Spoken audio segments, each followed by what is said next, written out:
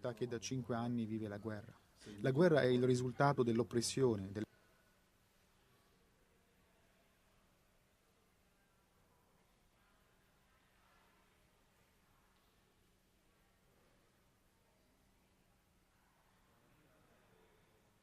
della tirannia usate dal regime in risposta alle manifestazioni pacifiche che chiedevano la libertà.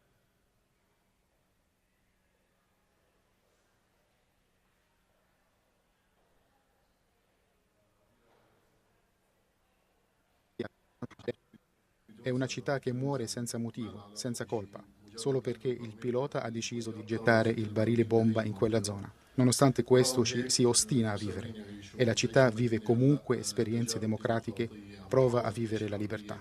Ci sono state iniziative come per esempio il Consiglio Comunale che nonostante le differenze tra i vari gruppi che lo controllano ha provato a sperimentare esperienze democratiche basate sull'espressione dei voti delle persone. Ci sono state certamente delle discussioni e controversie, ma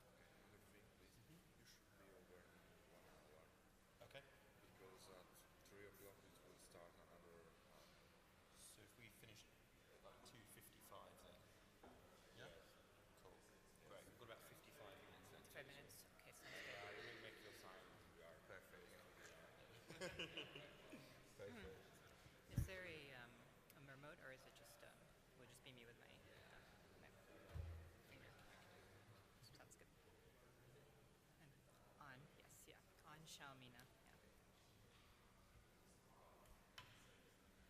Yeah.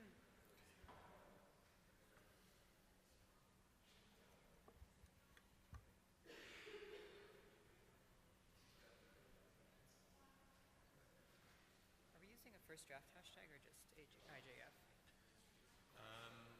Alistair might be best. Alistair.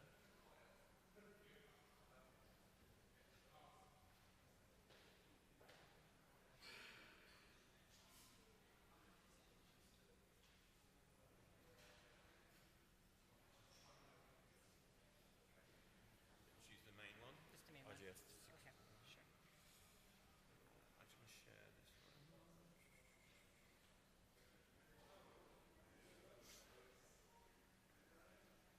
Hey, how are you? Good, thank you. I'm just going to share this one.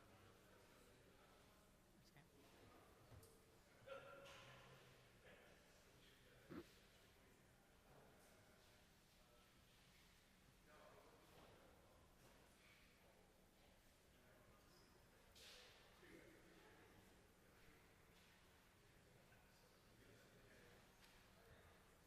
Matt, you okay to call up the slides I sent you?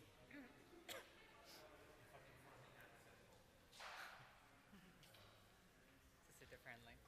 So with a European keyboard, darn it.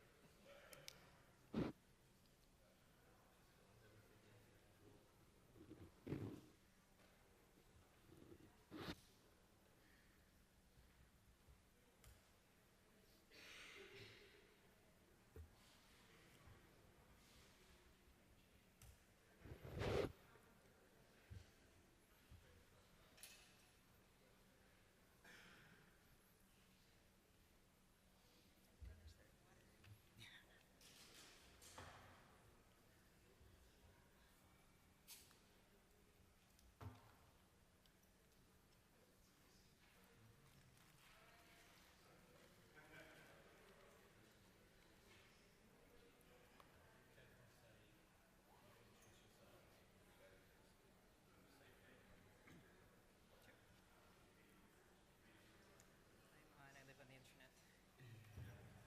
My day 3 here. I don't even know if I know my name anymore.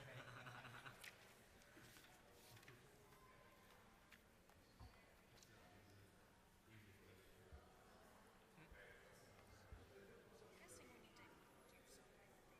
Or no, I guess the I form think- is your fun. So Yeah. Really, if there's a question asked, that's not happening. If there's a question in Italian, we'll interpret it in English for us. And then we'll- Oh, okay. Yeah. Okay.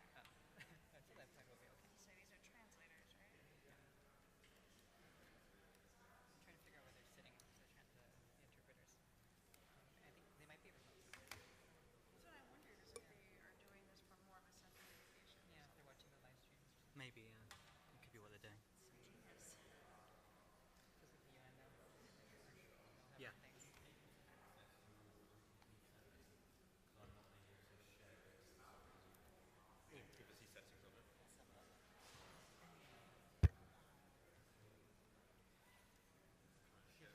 Privacy settings on it. Let's try it again. Great run. I was watching one camp. The hills, you were sinking to the top of like a bird. Oh, I bet. Yeah, that's good workout though. My legs are like feeling it. Use my personal one to share. Sure. It's one of my favorite. Should just be an open link. Shall I send it to your email address? Especially the ceremonial. Yeah, exactly. I always get lost in the science cities. @gmail.com. It's just easy to find your way back. Just keep going off. That's right. Yeah, eventually you'll get to the top. Exactly. From the church. Yep, bro. PDF is working okay.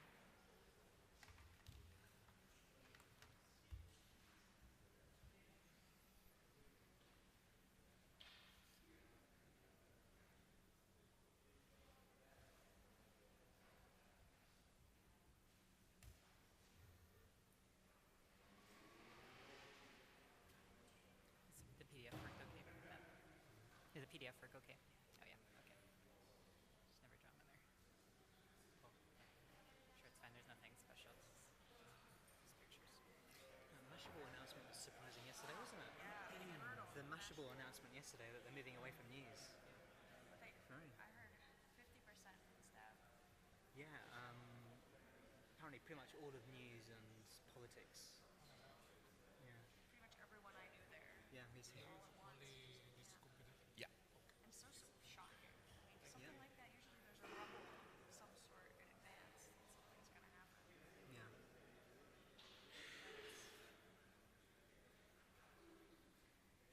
hope Because the stuff everyone that wants to hire in New York if there's plenty Yeah. of journalists there. I think the one thing, leaving Mashable, I think you're much more employable than if you're leaving a different type of news organisation. So, They just have such a top-notch staff there, so yeah. really disappointing to hear. We should be talking to Jim Roberts a little bit later today. So Hey James, how are you? Nice to see you. You well? Good to say see you. about that at this point. Yeah.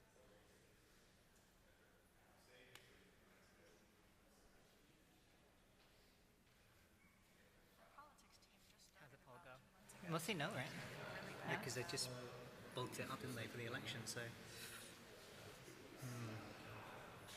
bit on my phone. Okay. Should we get rid of it?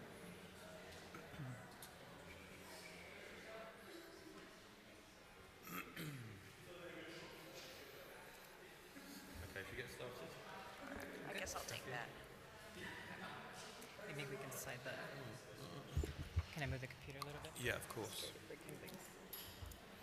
Don't want to get distracted by this thing. And you just click on when it comes to iRoll. Okay, oh, you'll do that. Okay, great. And then I can I just move it?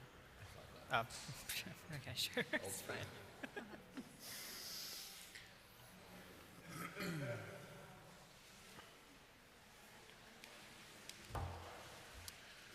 Okay. Okay, I think we're going to get going, everyone. Thank you very much for coming. The title of this session, Does the Rise of Closed Networks Spell the End for Social News Gathering? Hello, everyone. I'm Matt Cook from the Google News Lab. We've got an expert panel who we'll introduce in a moment. This is a session brought to you by the First Draft News Coalition, which is a group of media organizations and startups that thinks about social networking, social media organizations and platforms, and how that affects what it means to be a journalist in the digital reality. This is one of 8 events that the First Draft team are producing here in Perugia, and you can get much more by following the hashtag IJF16, and we encourage you to add your views and thoughts and questions on that, and also much more on the First Draft News Coalition itself on firstdraftnews.com. That's the housekeeping out of the way. In a moment we'll hear from the panelists, and also we'll get a chance to hear from you and get some of your questions and your thoughts. Firstly though, if we can go to the screen on the laptop please, we're going to see a very scientific poll that I've been conducting over the last couple of days. Most people say that decent surveys have to be 2,000 or more. I think we've got about 25 people on there so far. So fingers crossed we see a few more people joining that. But on there, that is the question we're looking at today, which is, do closed networks spell the end for social news gathering? Let's have a vote from you, please, in the room. And also add your questions and comments to the hashtag IGF16. We'll get to those. Okay, so when I was a journalist 4 years ago, I kind of understood how to use Twitter, just about.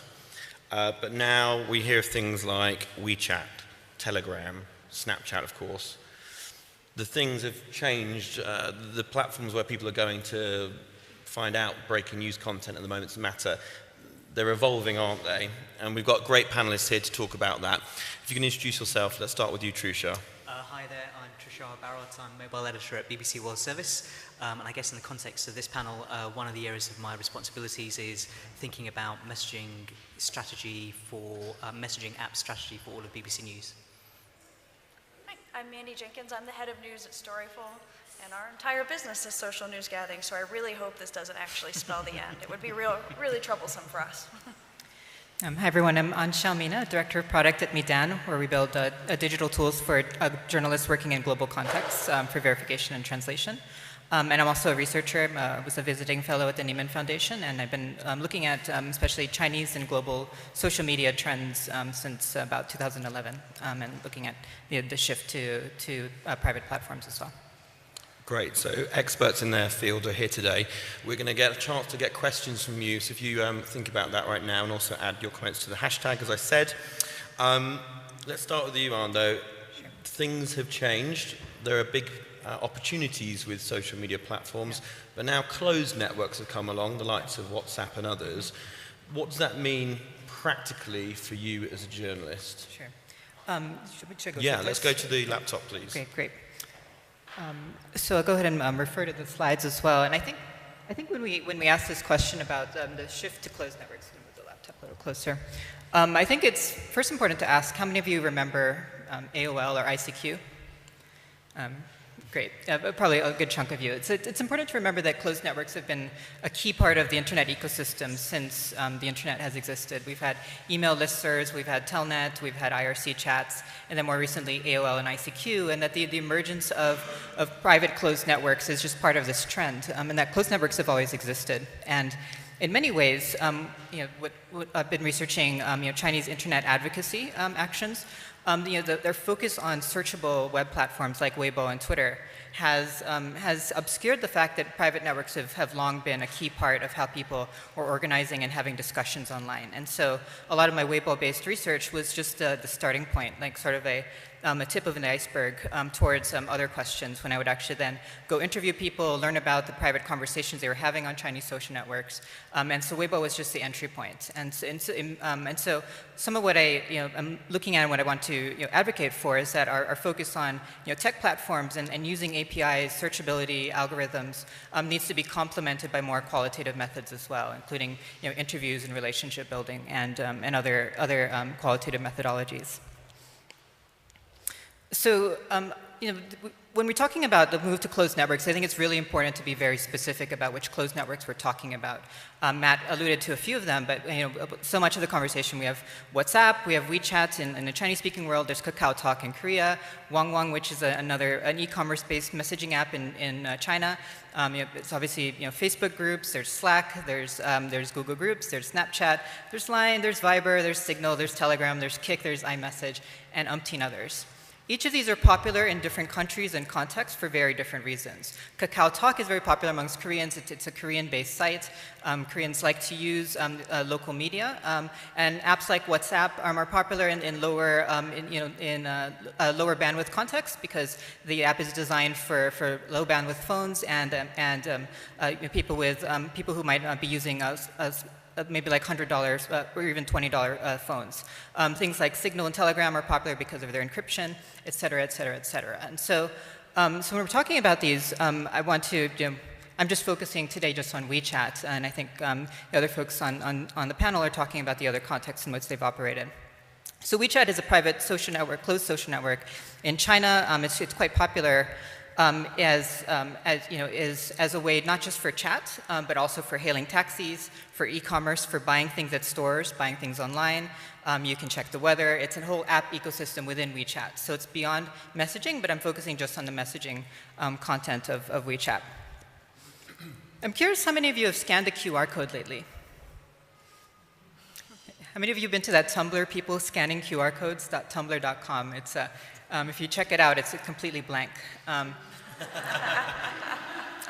But if a researcher I know, Christina Shi, she's argued that if you were to set up that Tumblr in China, it would be a lot of people. You'd be scanning QR codes every single day. QR codes are incredibly popular across China. They're a primary mode of interaction with WeChat, and I'll show a little bit of what that looks like. And because WeChat, this is actually a scanning interaction. This is how people friend each other on WeChat. You literally will pull up a QR code on your phone, and then someone else will scan it. And there's a whole politics to this. Christina Shi has pointed out that there's literally a politics to being a QR code top or bottom. And there are all kinds of decisions embedded in this, decisions around trust, decisions around even pulling out your phone, around the in-person interaction. And I think it's this in-person part that's really important to ground ourselves in because it means that people are meeting each other in person. These networks are built on trust. These networks are built on relationships and in many ways are fundamentally different from more open networks. This is Dr. theyre, who is a researcher in Shenzhen, and I was recently there. Shenzhen is a city in the southern part of China that's just across from Hong Kong. You might have heard of it as a site of when something is made in China, it's often made in Shenzhen. I'm doing research on Chinese manufacturing and production for a story and for a presentation I'm going to give at CAI in San Jose in May. In order to navigate this space, I had to show up in Shenzhen. I had to go interview people and discuss with them. Very traditional journalism. But I also needed to navigate digital space. The internet has shifted what hardware and manufacturing look like. And in order to do that, I couldn't simply search. You can't search WeChat.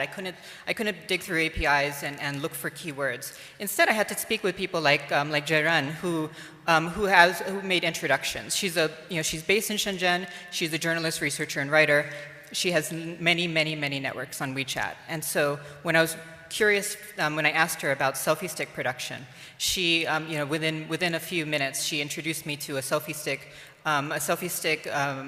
basically a WeChat group where 500 people are trading ideas about products and issues.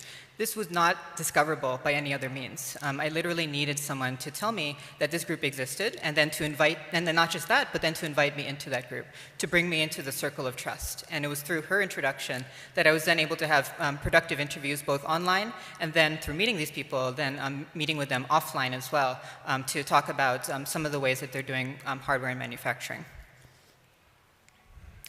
And so this I think gets to a point here, which I think I was watching the engaged journalism sessions this morning, and Malachi Brown used the phrase "good old journalism."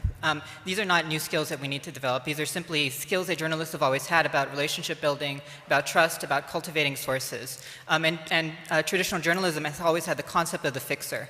When you are arriving in a new context, in a new location, you work with a fixer who understands that context. They might be a journalist or researcher themselves. And I think theoretically we can apply this to the digital context, that there are digital fixers, people who are embedded in digital communities, who can, beyond just simply translation, word-for-word translation, can introduce you to the local culture.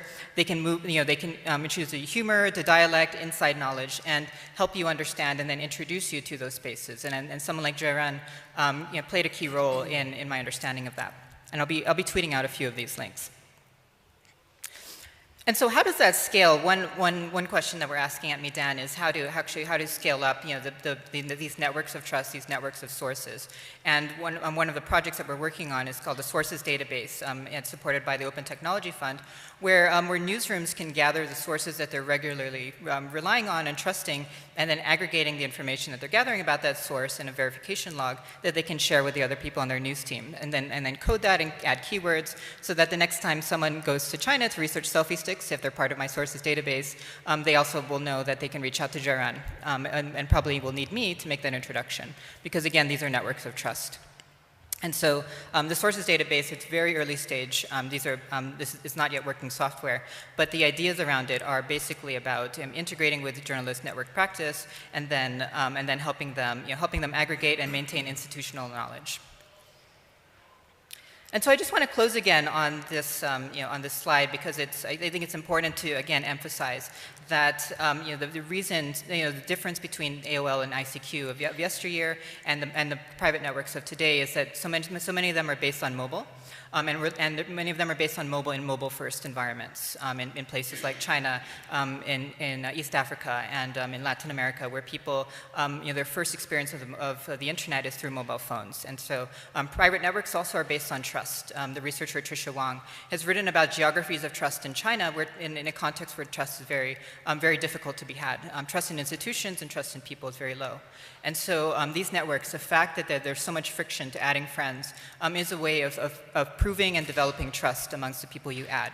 And so as journalists, when we're thinking about navigating these communities, we have to think about cultivating trust, cultivating those sources, and having people believe that we're actually going to be good stewards of the content and the conversations that they're having. And then, finally, what does mobile enable? Mobile enables in-person. networks to flourish and grow. It's not that it's not that in WeChat people don't make friends who they've never met in person, but often those boundaries of trust really start by when you meet people and when you get to know them over time. And so, so I think that's just important to keep in mind, and we'll be happy to talk more about that. Great, thank you very much. That was a really good introduction to the rest of today's discussion. We talked about issues of process, trust. Also, you talked about the different geographies, particularly. I think that's really interesting. In some regions, apps are number one, but in others, we may not have even heard of them. Yeah, exactly. For a global organisation like the BBC, where your story may come from any part of the world, you kind of have to be aware of the different apps and private and closed messaging apps that are relevant in different markets. We saw from Arne about the different examples of the platforms that are available.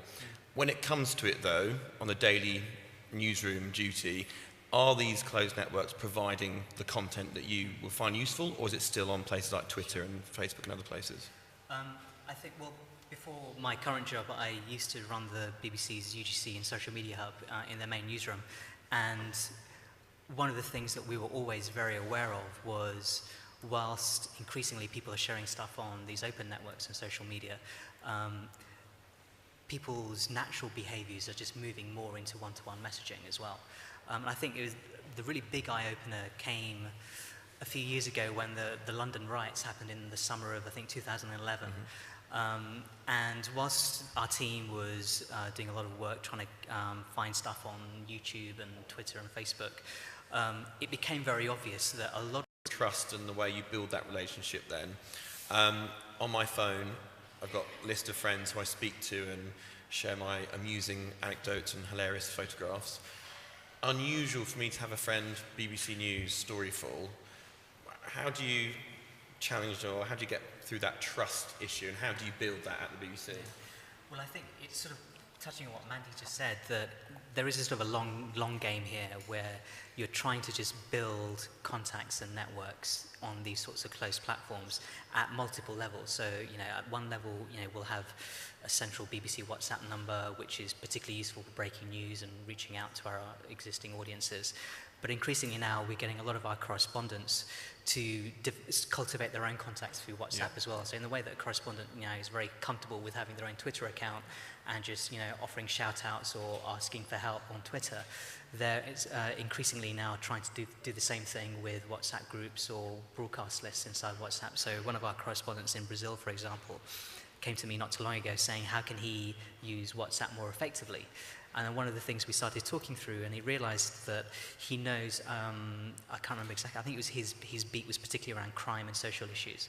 And because he's a journalist and that's his beat, he had fantastic contacts in the country who are experts in this field or work in the right agencies and so on. And he realized that actually if he just pulled the relevant ones into relevant broadcast lists, and then whenever he's doing a piece, to just push out that piece to that broadcast list, but also use that broadcast list as a way of asking for help and engaging with them in that sort of WhatsApp community, then actually that's a really good, strategic, influential way of reaching the people who are then also nodes. I think I was having this conversation with Anne yesterday, that rather than trying to do like mass push alerts at scale on WhatsApp, which everyone knows painfully you can't do, but if you focus on the sort of the nodes within WhatsApp who have the right contacts, then that can work really effectively. Another example was with the Zika virus. Our BBC Brazil service wanted to try and produce a slightly lower level version of what we did with the Ebola WhatsApp news service a year or so ago, which was aimed at trying to push public health information to people in West Africa, but it required a lot of resourcing because WhatsApp's, you can't really push it at scale very easily. So rather than trying to replicate that very laborious process, what the Brazil service did was that they pulled together a list of about 200, 300, 400 contacts that they had built relationships with, who were sort of doctors, medical experts in clinics, or community leaders who all had an interest in the Zika virus and combating the Zika virus. And they just targeted those groups to push out content to, knowing that that would then be spread much more virally through all their contacts. And that became a much more effective way of engaging with them and getting a lot of really useful content back as a result. If I could add as well, I think this this larger when thinking about interacting with brands, to your point, Trishar, is the trend towards journalists being their own brand, I think, is part of this, is that people are more likely to trust a person or interact with a person than with a faceless brand. And so, again, going back to WeChat, there's also this trend of journalists setting up their own private WeChat groups or broadcast groups and having tens of thousands of followers because the trust in the brand, especially in a context like China, but certainly with many brands, is it's difficult to relate to a brand, but easier to relate to a person within that larger context. And so this as journalists join these networks, I think it'll be easier to know that, oh yeah, I can trust this journalist for this topic versus that journalist for that topic, rather than trying to say, okay, I'm just going to have a relationship with this organization. It helps to have a face that people can relate to and that people can actually follow as well for further updates on all personal matters. And I think some of the more effective community journalists who are doing this even in open networks are the ones who are happy to share silly videos, build those bonds longitudinally. Such that when news is breaking or when there's more, more serious news to discuss, that relationship has been built over time. And to that degree of kind of how you are connecting in an easier fashion or it's more trustworthy to be individuals, it kind of underscores also that working in these private messaging groups, that it's harder to scale internally, too. That's not something that you can easily centralize. And you can have a BBC account, but yeah, you're still going to have all of these threads out there that are going to be very effective when you have reporters doing that. I know for our newsroom, we have a WhatsApp number, but it's on a device that sits in Ireland, when not all of my staff is in Ireland. So sometimes it's like, oh, we really need to get onto the WhatsApp. Well, let me call somebody in Ireland to wake them up, to go and check that device, and they don't like getting that phone call, by the way. but it is hard to centralize something like that. And then when you do have staff out there doing this themselves, that's something that's going to be built in to their network then, which is sometimes hard to put all together into one larger family network, all of these little circles that each person has. So it's something that's a little bit more of a logistical challenge from a management perspective to do something like that, but it's certainly going to be worthwhile if you can build up all of those little circles along the way to make something bigger. Well, part of the work that the First Draft News Coalition looks at is the ethical aspects involved when you're trying to verify content, as you'll know. Is there anything unique when it comes to verification or the ethical aspects specifically for closed networks that your teams in Dublin and elsewhere don't think about as much on the traditional social media platforms? Well, I think something that we have to consider on all platforms, but I think is especially notable for the closed networks, is the intended audience that they were sharing something with. That people were not necessarily planning to make this a broadcasted effort. If they're sending it to a group of friends or to a group of colleagues, and then it gets bigger, it gets passed along, it gets to this place, maybe it breaks out on Twitter later on. For us, when we're tracing that line back, when you're finally getting to that conversation point, that's one of the key things about finding that original person, is that's when you can figure out, did they know how big this could get? Is this something they want out there? And then when we find them, is this something that they want their name on? They might want to be anonymous. This might be a situation where they don't want anyone to know. Speaking of the Shenzhen explosions, that was where we found a lot of content on Weibo that was actually originally from WeChat and tracking people down. And even once we found them, they didn't want their names on anything. They didn't want to get in trouble. If they don't want to be associated with it. And if it had stuck with what was put out on Weibo, for one thing, we would have named the wrong person because they didn't own it. But also that person could potentially have something come back on them because they would think they're connected with this. So it's really about considering the intent and considering their privacy and considering their safety when it comes into something like that. Because the closed networks, often they're associated with phone numbers, does it make the whole process much quicker, actually, or not? For me, yeah, so the example I mentioned earlier about the fact that you can at least get hold of people who've sent you stuff much quicker is really helpful. The other thing as part of the verification is, you can tell country codes from mobile numbers. And so if, it's a Nepal earthquake and you're getting a number that's a Nepal, pre-code, then you know that there's a good chance that that person probably is in the country. And it's also been quite useful for us just to be able to, once we start building up our own sort of list of contacts that have sent us stuff in the past from WhatsApp, some of our team, the program teams in particular, so we've a global program called World Have Your Say on the BBC World Service, and they often want to engage with specific audiences in countries or regions that they're doing debates around, and so whenever they get contacted via WhatsApp, they'll make sure that that number is saved in the right sort of country group. And so whenever they want to do shout-outs around those countries, they've got a big audience potentially already there that can reply back to them instantly. So in those cases, mobile numbers have proved to be really, really useful. And it's helpful too, at least in WhatsApp, that you can also see when someone has checked a message, so that you know that they've come back in and they've seen that. Yeah. And Makes it maybe very hard chosen to to hide ignore you. Yeah, well, that's why your employees can't hide from you then. I know you saw that. But it's really nice for doing outreach to people who are users as well, because in that case you can see they saw my message. They might not be in a position where they can answer this right now, but at least they know I'm trying to contact them. And the numbers can make it a lot easier. You just might have to make more than one call. If someone sent you something directly, that's great, but if you're getting something through groups, it's again call and then a call. It's playing a little bit of telephone to get back to the original person. One other interesting, and I can't say it's a significant trend, but sometimes it's proven to be quite useful using emojis as a way of communicating with people who don't speak your language. Right. And so, because it's almost becoming like a universal language. And so if it's like a very basic thing that you're trying to ask someone, sometimes as well as asking them in English, some of our teams, if it's appropriate obviously, they'll try and use the right emojis alongside it as well as an additional way of trying to Which emoji works the best for the BBC News, and which one should we all be using? Well, no, it's not so much the smiley faces and so on, but the smiley more... wink? Crying cat face, I'm sure that works. Well, it's like, all the different sort of activity type of emojis, right. whether it's planes and, cars and all this sort of stuff. And actually, you can construct quite useful messages using those types of emojis. And that's proving, I can't say on a huge scale, but in certain instances, we've noticed that that's been quite a useful way of just getting a message across to people. Okay. I can imagine, just throw in really quickly, emoji is also a way of saying, hey, I'm part of this culture. It's friendly. If you know like how to use the emoji well, if it doesn't come across really stilted, it's such an embedded part of digital culture. If you can put in that right GIF or emoji, I can imagine that builds that relationship really well. Okay, lots and lots of issues there. Now it's time for some questions from the audience whilst you get ready. Just a couple of things on Twitter. Richard Kendall, who's a product manager at Johnson Press, answering the question, does the rise of closed networks spell the end for social news gathering?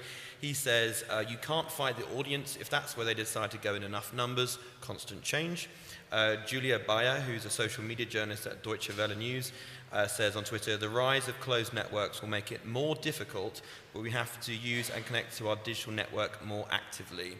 Okay, so any other questions in the room? Yes, sir. I think we have to wait for a microphone, just in the middle there. If you can say, sir, when we get to you, your name and where you're from. Thank you. Hello, my name is Omar Mohammed. I'm from Tanzania, and I'm a night fellow.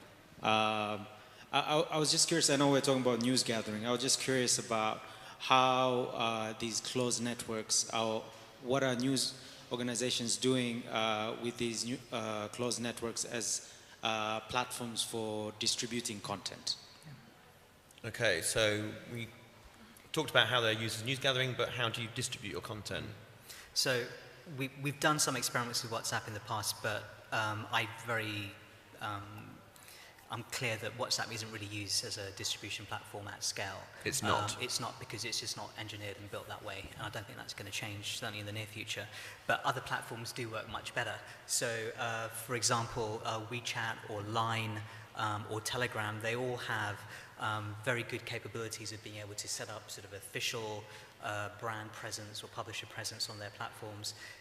The whole subscribing to those accounts are automated, and so you can just focus on the content and just pushing out that content. In Africa, it's tricky because WhatsApp is pretty much the only platform that anyone uses.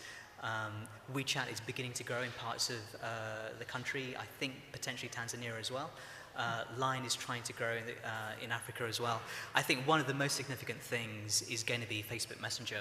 It seems to be an open secret that at F8 in a couple of weeks, they're going to open up an API for Messenger, and I think they're going to be opening it up to publishers as well. And so potentially using Messenger as a mass distribution tool, that possibility opens up. I think people have to think very carefully about exactly how that would be used and what the benefit would be to users. But as an alternative to not being able to do the same thing on WhatsApp, I think Messenger could be the next best thing. Speaking to a little bit more to WeChat as a modes of broadcast, sites like BuzzFeed and Vice News and arts magazines, WeChat is more, again, more than a messaging platform. So you can actually create a mini site within WeChat with navigable buttons and different verticals within. So the BuzzFeed one is a good example where you can see the life section, the news section, all within WeChat. And then other messaging apps that are another one that it makes me think of is Snapchat. Which is also, they work with very approved brands who then create dedicated sites, dedicated accounts where people can subscribe and watch Snapchat specific content, that vertical video with kind of poppy feel and more interactive that people can access. The limitation there that's different from WeChat, I would say, is with Snapchat, you must be an approved brand. You have to have a relationship with Snapchat to have that kind of broadcast relationship.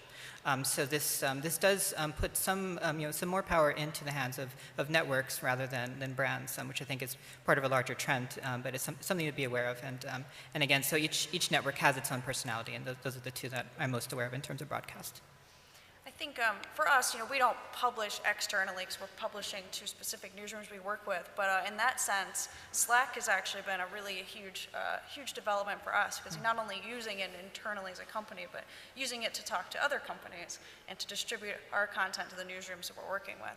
So, building a Slack hook, which sounds like such a weird thing, but it is a thing, a Slack webhook where, a user on the other end, maybe they're in another newsroom halfway around the world, they can be connected in to our newsroom with that. And we can be talking on Slack, direct messaging, but also talking in groups. So during big breaking stories, we can actually get right into their newsroom, beamed in, to sort of say, this is what we know, this is how we can help, what do you need?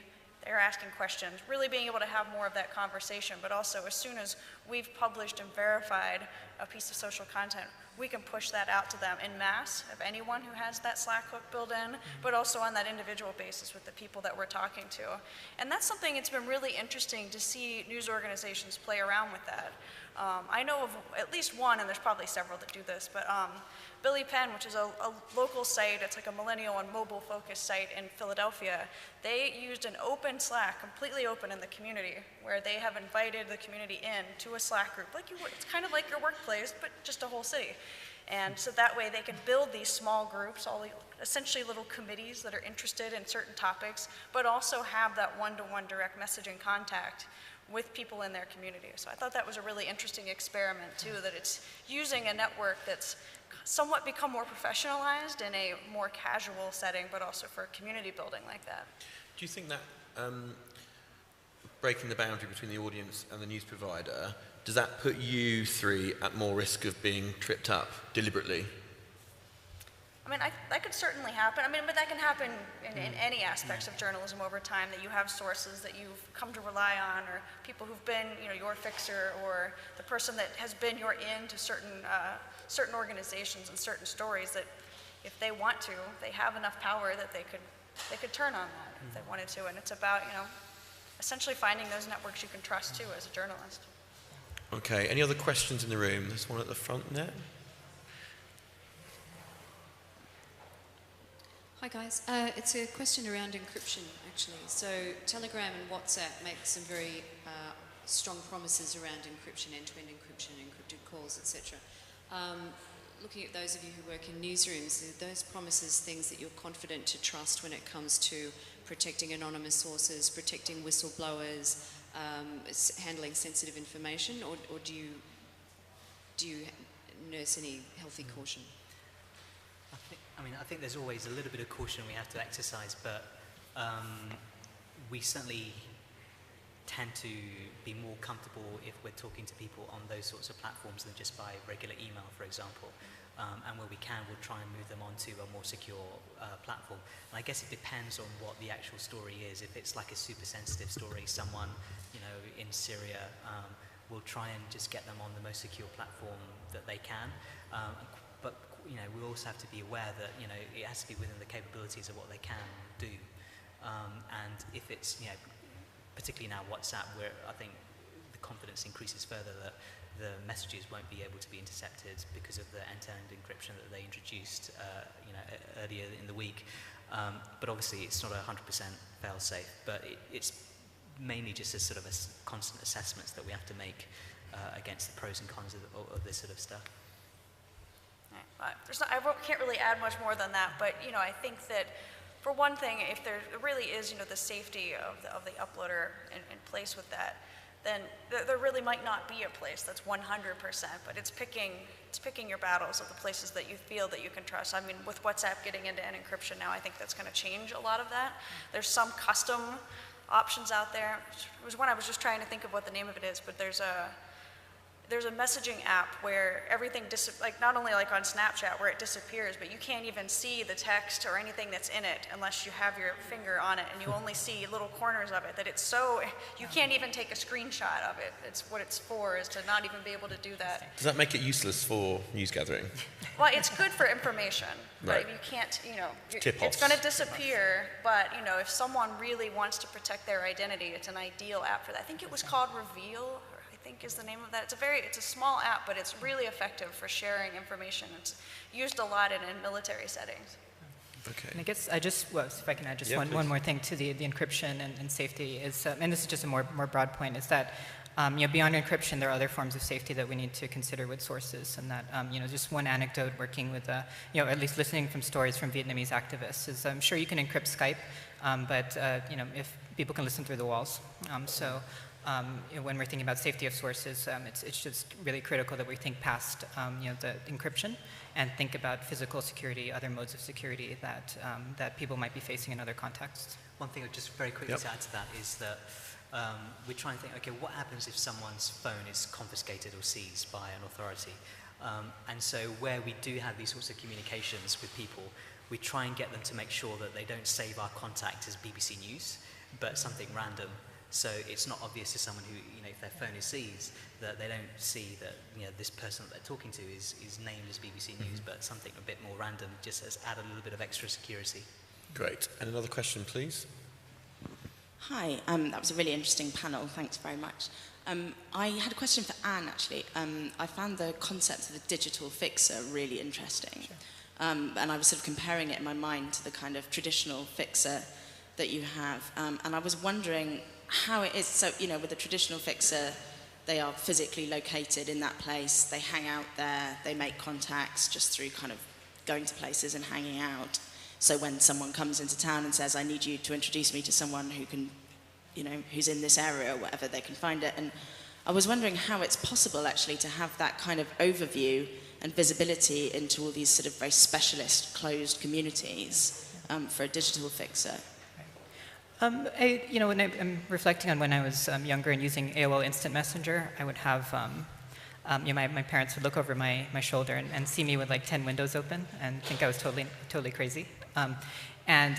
Digital fixers, they didn't call themselves this, but people who I've worked with who've introduced me to digital contexts there's that sort of person who is, literally they're scrolling through and she had like dozens and dozens of groups that she's actively monitoring and engaging, not just monitoring, but engaging with. She's just getting all those pings. They just have a very high tolerance and literacy and fluency with these digital spaces that they're happy to navigate them. So it's a special skill. It's a challenging one. And some people have more comfort and fluency with these spaces. And so she's constantly cultivating new groups. She's often working with them. She's a journalist herself, so she's just doing reporting herself. But she just has that level of comfort. And so I don't think just anyone who's comfortable with digital spaces can do this, but people who have a particular knack for high tolerance for messages and things like that. Sure.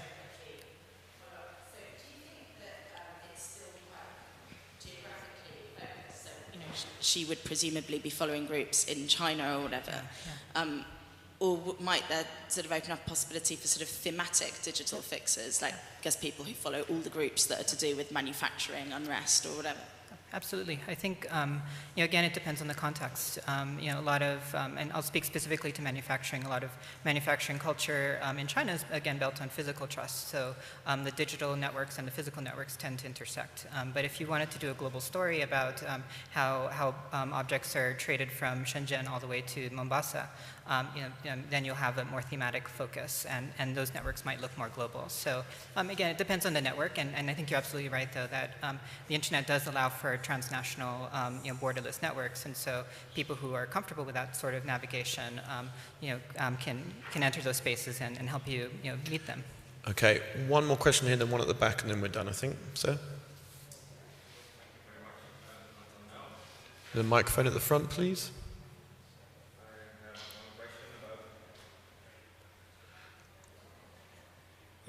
Yeah. Actually, it has a button. I have one question about EXIF data. So, is our closed networks actually delivering you more EXIF data as Twitter, for example, and to help you in your verification processes? That's interesting. What support do you get from using WhatsApp? Because you mentioned that maybe they're not best designed for news distribution, but what support do you get, and what, to the gentleman's point, what analytics do you get back from them? Well, basically none. All the EXIF data is stripped from all these closed networks. So I don't think I've come across a closed network, unless Anne knows more, that doesn't strip EXIF data. I mean, WhatsApp certainly does, Telegram does, I think. So yeah, it's really difficult to get that sort of information. Even, Twitter, Facebook, I think they all strip EXIF data, right, Mandy? So yeah, that's really tricky. It would be a wonderful world if EXIF data was included on the internet. It would make verification so much easier. And for us, a lot of the time, even if we did get something through, whether it's from a closed network or an open one, getting the original is going to be really the only way to get access to that. And on Midan products, we've added fields because of this problem. When people are adding videos, we've added metadata fields so they can manually add after doing their own manual verification efforts to supplement that. Thank you. One last question at the back, please. Yes, hi. I was thinking when you were talking about how you interact with people on these messaging platforms and closed networks, and cultivating groups, and you communicate using emojis and things like that. So it's really informal, and the way that we all use these apps, I would think, is a lot more informal than what we write in an email, or how we talk on the phone with a source. So I'm just wondering, how does that change the interaction between journalists and sources? Mandy? I think it can be more casual, and I think that's a good thing. It makes you seem more like an actual human instead of like a journalist human. What? And I know, it's crazy.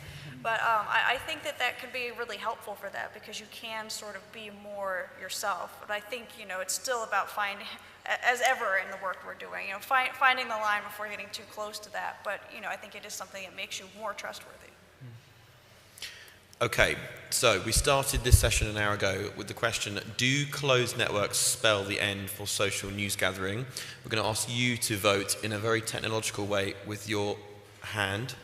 So I'm going to ask the question, the answer you can have is yes, not yet, but it will, or no. This is the scientific poll we've conducted online. 32 people have voted, a bit short of the 2,000 we'd normally prefer, hey. But as you can see here, 56% say no, 28% not yet, but it probably will, sorry Mandy, and 16% yes. So, in the room, do closed networks spell the end for social news gathering? Put your hand up if you think yes.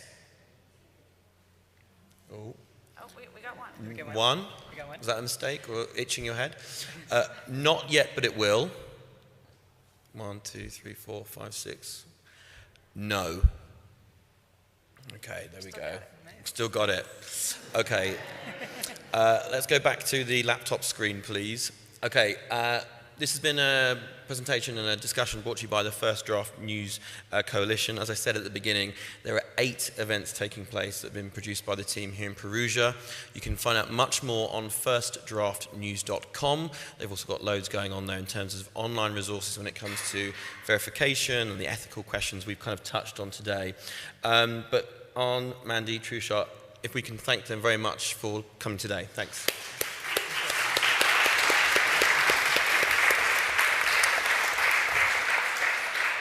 And then I've been asked to very politely ask you to, thanks for coming, and vacate, because the next session is coming in about 4 minutes' time. So thank you very much, everyone.